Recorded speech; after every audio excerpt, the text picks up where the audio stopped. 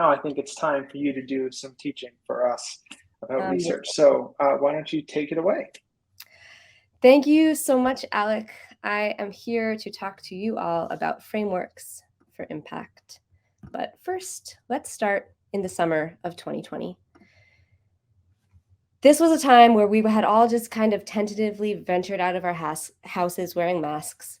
Sports came back in a few parts of the country with limited capacity in this kind of weird pod seating arrangement where we couldn't sit near each other. There was live music happening, but it was only outdoors and all the attendees were in masks and there was no theater at all. And at this time, I was job hunting. I saw an open role for a live event ticketing company for a user researcher, and I applied out of sheer curiosity because I was like, how is this company hiring in the throes of the pandemic for live events where there are almost none? The company was SeatGeek. SeatGeek is a live event ticketing company, ticketing all kinds of stuff from sports, theater, music, monster truck rallies, rodeos, everything live. And SeatGeek, the company, had to press the pause button a few months earlier when the pandemic hit and live events went to zero. And they were just starting to piece together how to make it through this period of no live events and come out stronger. They opened a role for user research for someone to be the only researcher with the mandate of starting up the function. And this was part of their strategy of making it through the pandemic, coming out with more understanding and more empathy toward this new world of music and theater and sports fans that would eventually emerge after everything was shut down to zero. So I joined this company, and here I am terribly photoshopped into the office because I did not go in person for a long time after I joined because of the pandemic. I had been a first researcher starting a research organization in a company that didn't have it twice before. So this was my third time doing this research number 0 job. And I knew that I'd have to gain trust before I'd be given opportunities to make impact with my work. But it's super hard to gain trust without demonstrating the impact that research can have. So you see, it's really like this positive reinforcement loop of trust and impact. The more impact you make with your research, the more trust you build in an organization. And the more trust you gain, the more opportunities for impact you have. And this loop goes around and around and around, just more trust leading to more impact, and again and again. And I, at the time joining SeatGeek, was as this one-person team of new discipline, was trying to figure out, where do I start? How do I get this loop spinning? It's a loop. There is no starting place. So I thought about SeatGeek's product area and the SeatGeek, the company, the context of the company. There were a few hundred people at the company at the time, not a lot of understanding of where user research could fit in, and a whole bunch of product space that could leverage research. SeatGeek does a lot. SeatGeek helps people sell tickets, helps people attend live events in a smoother way, helps people shop for tickets, helps people manage their accounts where they keep their season's tickets, and it even helps venues build out events and sell their own tickets. And of all of these teams, I decided to start my user research journey at SeatGeek with this shopping space. This was a team that was working on whole hog improvements to our event shopping screen. And since they were the most user-facing team and they were the most interested in learning from fans, I thought, okay, these are my people. I'll start here. I'll do some research in this team, embed myself here, and see how it goes. What I quickly realized is that the big barrier to making impact was the lack of clarity around the outcomes. My embedded team was asking big exploratory questions about the shopping experience. They were asking things like, how do shoppers think about ticket value? And they were also asking tactical questions like, are our icons easy to understand? What was missing was exactly how we'd use the answers to these questions. In exploratory and tactical projects, there's a lot of risks when you're a very new research team. In an organization with more trust and a more mature research function, you can do this big exploratory work to inform like big bets or to inform opportunity spaces that you may not have known about before. And you can see what problems come up in order to flesh out those opportunities. But when you're new to an organization, the ambiguous outcomes that come with this big exploratory research come with a lot of skepticism. How do we know that we're going to find anything meaningful in this big exploratory work? And on the flip side, the tactical work informs direct design decisions. The outcome is much clearer, but it's also very lightweight. And so when you're new in an organization as a researcher, you may get questions around, well, why do we need to hire a researcher to do that type of tactical research in the first place? Can't product or design handle that? In my early days at SeatGeek, I ended up penduluming between doing exploratory and tactical research on that shopping team that I had embedded with, just kind of seeing what stuck, seeing what types of research the team was excited about and what kind of outcomes would come out of it. And other areas of the company started getting interested. These other teams attending and managing and building, they were like, what's going on over there in shopping? They're doing some interesting stuff. I would like someone to do some research with me. So I ended up kind of hopping around. I was penduluming between both exploratory and tactical research, and I also swinging around the company, sometimes embedding in one team for a sprint of 2 weeks and maybe in another team for an afternoon just to help them set up a usability test.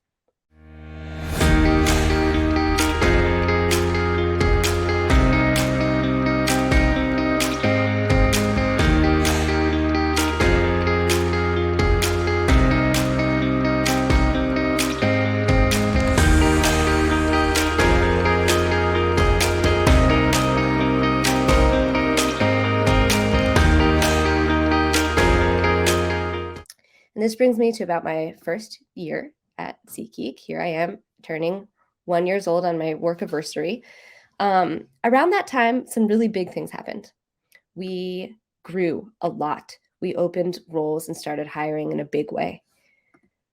I myself hired 2 user researchers and had this small and mighty team of 3, which felt so much better than being a team of 1. We hired new product managers and engineers who knew about UX. They knew about user research from previous companies that they had been part of that had mature research functions. And the biggest change at this time was that live events came back in a big way, in a way that was maybe not even seen before the pandemic. So where all of this swinging around between teams and between types of research got me was a lot of leading by example in that first year. Hey, here's what we could do. Let me show you. Let me do research with you and give you examples of what this could be. And not a lot of standardizing processes in that first year. So when my 2 new team members came on, we were kind of starting from this big mess of like, well, we'll just do it. We're scrappy. Let's just do projects without a lot of process to follow.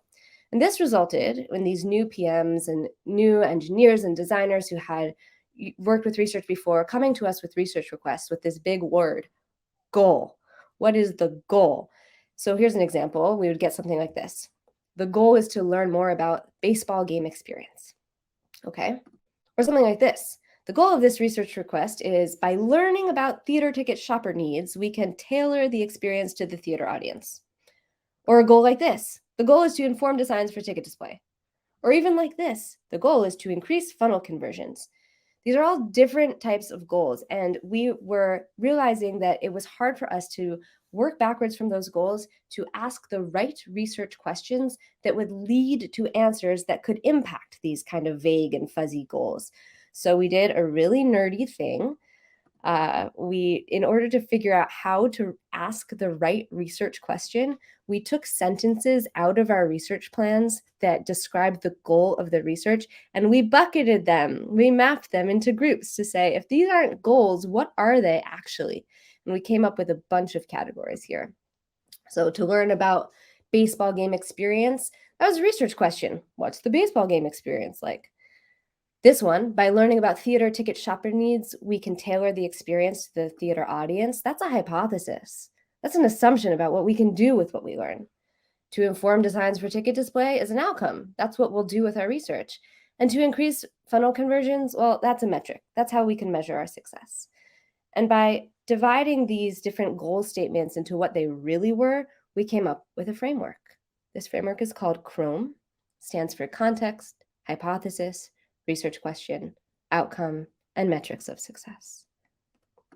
The context is the background on why we're doing this study in the first place. The hypothesis is what we expect a proposed design change to impact in the user experience. The research question is what we hope to learn from the study. The outcome is what the findings from the study will inform, or the actionable next steps. And the metrics of success are the changes in the product or business metrics that will let us know that this study had an impact. We shared this Chrome framework with our collaborators, and this has since enabled us to stop unrealistic projects before they even begin when we have stakeholders who cannot identify an outcome, or ensure that the outcomes can be measured by identifying those metrics of success.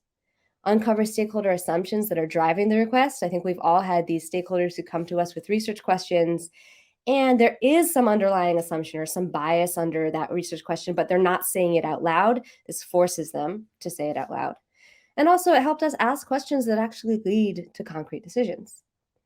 So remember this part, right? Around this time, we had new PMs and engineers who knew about UX. We showed them the Chrome framework. They were super excited, and research was gaining momentum. And we started doing things like this, getting on our speedboats and going really fast into research questions and just powering through them, or with other PMs, getting on our speedboats and diving really deep into this research space, taking our time exploring. And we were kind of like not really thinking about how to match the level of effort that was required to answer these research questions. We were just following the excitement of our newfound team and our new collaborators. And so to get to the right level of effort for research, we found some frameworks that exist in the wild from amazing researchers. Lisa Reichelt from Atlassian did this talk a couple years back, proposing knowledge versus risk, and Jeanette Ficello of Pendo made this incredible blog post that got passed around the internet and went viral in the research world, as it should, because it so clearly explained how to weigh the clarity of your research problem and the risk of getting it right, the risk of getting it wrong, or the benefit of getting it right. And from there, determining the level of effort that you need to put into the research. And we so have internalized these frameworks that we add risk versus clarity to our research roadmaps. Our stakeholders all know about this now. So when we are mapping out which projects we're going to do, we say right there how research or design heavy these projects are going to be, or if they're going to be light research, or if we're just going to ship it and use those metrics of success that we determined with our Chrome framework to measure. So all of this very existence of mapping level of effort to research and coming up with the right research questions started to instill a lot of trust in our team. It made stakeholders confident that we won't spend too much time on something that's not risky, and vice versa. And this trust started unlocking this reinforcing loop. So more stakeholders were involved in the research, there's more trust on the insights, and there was more appetite for future research. So we started to get this reinforcement loop spinning. And when you're spinning this loop, you are really brought to the table, right? Your collaborators bring you, the user researcher, into decisions about prioritization and decisions about planning.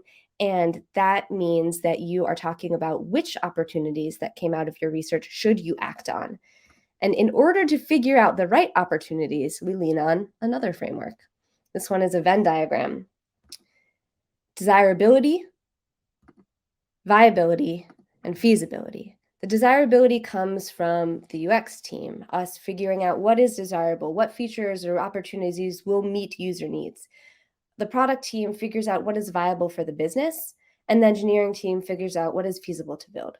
And so these little opportunity sticky notes that many of us may have on our FigJam or Miro boards after we finish a study, instead of dot voting them or starring the ones we like the best, we've plotted them on this Venn diagram to figure out which ones land in the middle, helping guide us toward the opportunities that we really should act on in order to be able to tell that story, from identifying those good research questions and answering them all the way to finding the right opportunities that will make impact. These three frameworks, Chrome to ask the right research question, clarity versus risk to figure out the right level of effort for research, and desirability, viability, and feasibility Venn diagram to identify the right opportunities. These frameworks have given us concrete examples of where we could walk metrics of success back to the research projects and allowed us to feel confident that our colleagues and our stakeholders see the impact of our work. This is what has unlocked this trust and impact positive reinforcing loop. Which brings us to today, where I can go to the office unphotoshopped. Here I am eating a sandwich with the analytics team in real life. A lot of other things are different now as well. Live events are back at levels that we didn't see even before the pandemic. SeatGeek has more than doubled in size, and my team has quadrupled in size. And maybe the biggest change is now I don't have to wonder where to start in making impact with research. Using these 3 frameworks has allowed my team to make sure our research affects outcomes. And that's what I have for you today. Thank you very much.